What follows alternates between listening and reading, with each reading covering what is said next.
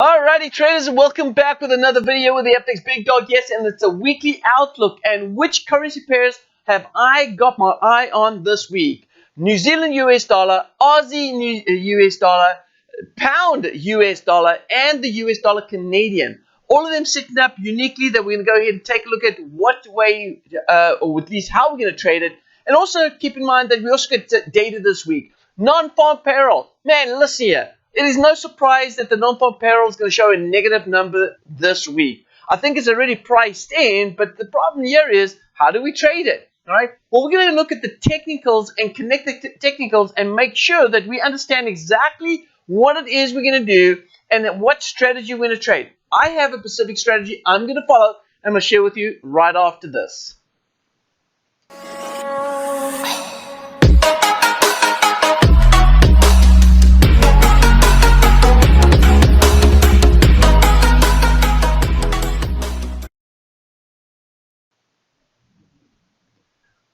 All right, traders, yes, last week we had the jobs report, and the jobs report came back very, very bad for the US, and it was no surprise, all right? With the coronavirus still in play, it is creating a lot of problems, and, of course, people are losing their jobs.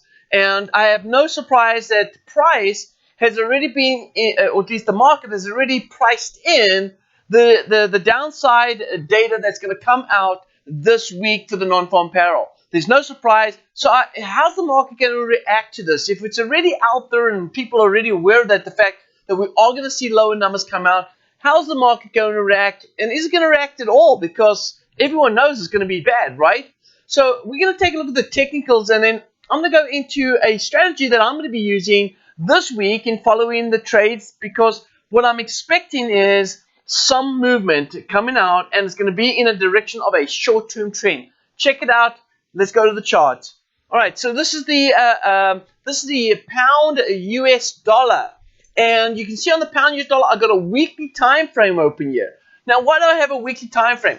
Well, the reason why I've got a weekly time frame set up over here is because I'm looking for the opportunity. I'm looking for price to go ahead and confirm that we have a good level of support, and then trade it off that support towards a level of resistance. And so if I look at the chart right here, what is really cool about the setup right here is that the support that has been holding, the strong support that's been holding, is all the way down here at 1975, and at least 1.1975. And we've had this big move, this huge move to the upside after we had this big bearish move to the downside. So we had this big strong bearish move, and then we had this big strong bullish move to the upside. That's created a great opportunity for traders to take advantage. Now, the question here is, how do we trade it? Well, I'm going to be using what I call a Right Trader Max. It's a trading system that uses these ribbons, blue and red ribbons, and confirms directional bias, and then helps us to go ahead and trade it. Now, I'm going to go ahead and take a look at my my short-term trend, which looks like this, and it's on a 1 hour time frame. And I know that I want to be bullish on this, and so what I'm looking for right now, traders, is I'm looking for price to come back and retest, all right? Retest that big bullish candlestick that formed here on the weekly time frame. So what I'm going to do is I'm going to go ahead and take this trend line, this inside, or let's say a 1 hour trend line right here, and you can see I've connected the support levels down here. Here it is, support there, and now what's happened is here at the top, we can see that we've now had the market confirm resistance here at the top. There it is, resistance, and now resistance right here. Now, the upward AB boundary right here went way through the 1.618. So the question here is, are we in a fourth wave move? And the answer to that is yes, we are. So from the low all the way up here, all the way to the top right here, I'm expecting price to come back and retest support, and then go ahead and trade back up.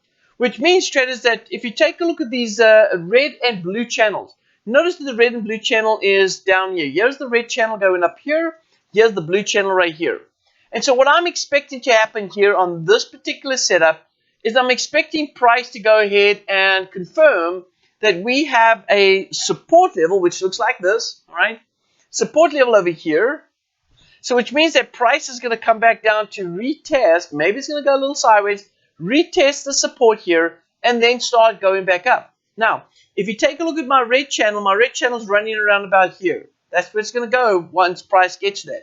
So price is going to break below my blue channel. All right. So as soon as price breaks below my blue channel and goes back above it, I want to be a buyer. So what I'm going to do is I'm going to deploy my right trader max in the direction of the bulls right now, so which means I'm going to be bullish on this particular setup. And so I'm only going to be looking for buy-only opportunities. Buy-only opportunities. And because I'm expecting a fourth wave correction, which means we could see the market dropping back down, what, 150, 200 pips, then what I'm going to do is I'm going to stand aside, wait for price to break down, wait for price to go back up above my blue channel, and then go ahead and start looking to go long. So it may be a waiting game this week. Now, maybe by the end of the week, Thursday, Friday, we may get that extended move all the way up to my 1.618 127 right here, which is priced at about 127.57. So wait for a pullback, get in on that pullback and trade along. Now, there's some traders out there, and I get it. You know, some traders saying, well, big dog, we may not go back this deep, all right? And I don't want to miss out on the opportunity. Well, you can go ahead and tighten up this blue channel so that you can get in with more of aggressive entry. But I'm always going to say go ahead and let's put our stop loss behind the 200 EMA. All right, a 200 EMA is a very common level of support that a lot of traders use. Now, if you're using the 200 EMA, I would rather prefer to use it when the market's moving in an extended move rather than in a correction move. So if you're getting on the correction and you're trying to use that EMA as a stop loss, price may go down and retest that before taking off.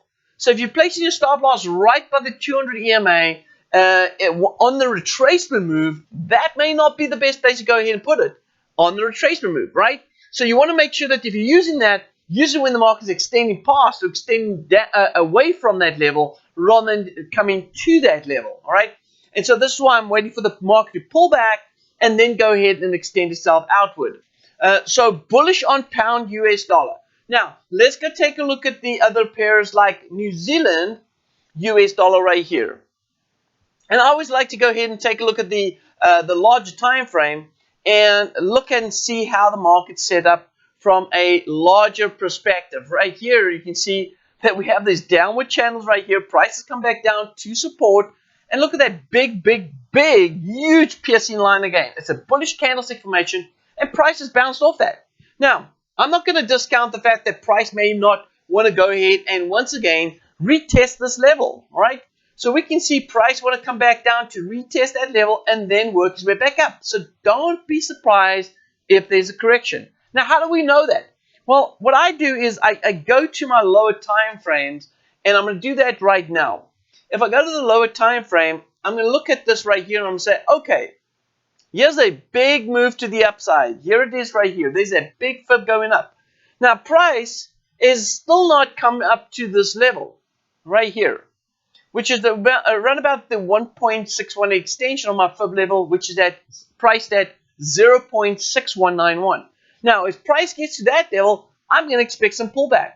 But up until that point, I think we can still be bullish. I think even though we've got that possible retracement move to retest that breakout to the upside, I think we're going to continue to be very strong bullish on the New Zealand US dollar right here. So I'm going to look at this and say, if I'm wrong, that's fine. Price will come back and retest, but I think we're going to stay strong with this trend line. Not going to breach this trend line. We're going to continue to trade up towards that level of resistance here at around about 61.91. In fact, we may move a little bit sideways, test this trend line, and then at the latter part or the mid part of this week, start extending itself out towards that target at, once again, 0.6191. Write it down.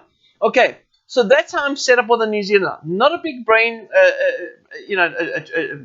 brain teaser right here, but what I do want to do is I also want to acknowledge that we do have these inside trend lines right here, and it's been testing those inside trend lines for some time. So we do have a very tighter trend, more aggressive trend going up here with this inside trend line.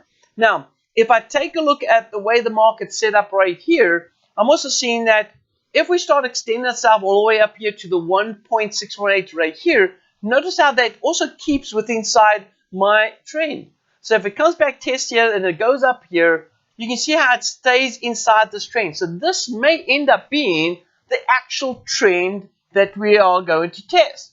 So 61.91 definitely seems like a good place to go ahead and trade towards before we start seeing some sort of correction move. All right, so I'm staying long on this particular pair right here, and this is the New Zealand US dollar. Now let's go ahead and take a look at Aussie US dollar right here.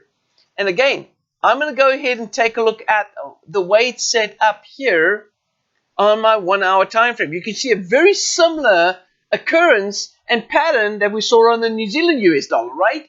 Let's go to the daily time frame right here. Okay, look at the daily. Sorry, this is the weekly. My bad. The weekly time frame closed out with a big bullish candle. So we could see the market continue this rally to the upside. Now, is it possible for the market to come back and dip a little bit? Well, the way I've got it on the 60-minute time frame right here tells me that we're going to get very little dip to the downside and then rally. Now, just like the New Zealand US dollar and like the Aussie US dollar, traders are saying, well, big dog, with the pound US dollar, we used a more of a conservative channel, bullish channel, right? There's blue channels, and so maybe with this right here, if you're thinking that price is going to come back a little, very, very shallow, and then continue its rally, you may want to get a little bit aggressive. Now, you could be aggressive like using the 1 hour time frame, or you could actually, in fact, go ahead and what I call gear it down to a 15-minute time frame, and this way you'll pick up more aggressive entry points and find the opportunity to be a lot more lucrative in the sense of getting in and out very quickly if you tighten up the stop losses. That I'm going to leave up to you. We all got our different ways to trade the markets and to be able to slice out what the market's offering us and take what we can get for it. But I'm going to leave that opportunity for you. Whether you're trading counter trend lines or you're trading a different type of trading strategy, I'm just going to say this, that the Aussie US dollar and New Zealand US dollar, I'm absolutely going to be all bullish on those, right? I'm not going to look for any selling. I'm just going to look for buying opportunity, all right? So let's go ahead and take a look at the next opportunity, which is going to be on the Canadian. Now, this one's a little tricky, okay? This is US dollar CAD. Now, why is this one a little bit tricky? Well, definitely, if you look at the way the market's set up right here from a technical perspective, you would agree with me that everyone's going to be a seller. Everyone wants to be a seller because price has gone ahead and not taken out the major high there at 2016, and it closed out with this big dark cloud cover, right? And so we're expecting price to retest that dark cloud cover and then go ahead and sell off. So in your mind, you should be thinking lower time frame, let's go ahead and sell US dollar Canadian. Now, what really moves this is, of course, the US oil. US oil is going to move this particular currency pair, and I believe we may have some data coming out this week on for the Canadians. There normally is, but it looks like not this week at all, no. All right, so we've got no Canadian data coming out this week. It may only be next week. Let's take a look at next week and see if next week offers us an opportunity. And it looks like, hold on a second here. Yeah, looks like this week, or at least next week, we are going to get some Canadian news. In fact, we've got the employment change coming out next week. Yep, so next week is more the Canadian week for us based on data. But this week, we don't have any Canadian data. All right, so let's take a look and see what's going on here with the technicals. I'm going to go into US oil, all right, and take a look at US oil at the moment right now. US oil is trading at a very key level of support. We're expecting bounce, all right? Now, I'm not saying it's going to happen this week, all right?